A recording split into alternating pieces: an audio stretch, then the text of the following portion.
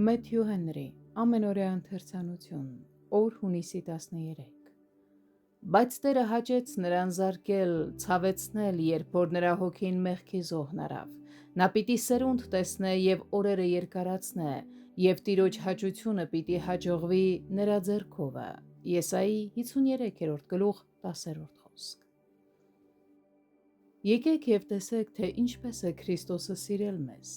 Մենք չէինք կարող նրան դնել մեր տեղը, բայց նա ինքն իրեն դրեց և սիրով ընդունեց այդ դիրքը։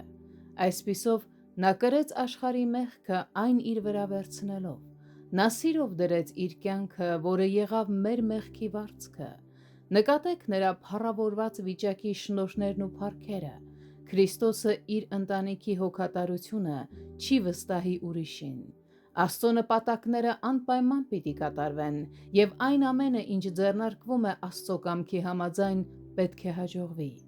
Նա կտեսնի իր նպատակները մարմնավորված մեղավորների դարձի և փրկության մեջ։ Քրիստոսը արդարացնում է շատերին, այնքանին, ում համար նա իր կյանքը տվեց քավության համար։ Հավատքով մենք արդարացվում ենք, և այդպիսով Աստված առավել փառավորվում է, նրա շնորհն առավել դրսևորվում է, մեր եսը առավել խոնարհվում է, և մեր երջանկությունը առավել ապահովվում է։ Մենք պետք է ճանաչենք նրան և հավատանք նրան որպես մեկին, ով իր վրա կրեց մեր մեղքերը և փրկեց մեզ դրանց ծանրության տակ կործանումից, դրանք իր վրա վերցնելով։ Մեղքը և սատանան,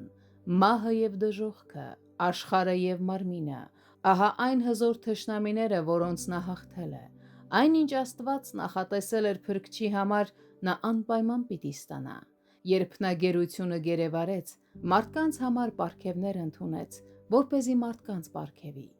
Երբ նայում ենք Աստծո Որդու տառապանքներին, եկեք հիշենք մեր մեղքերի երկար ցանկը և գիտակցենք նրա ցավերը մեր մեղքերի բեռի տակ, որը մի ամուր հիմք է, որի վրա դողացող մեղավորը կարող է հանգիստ գտնել։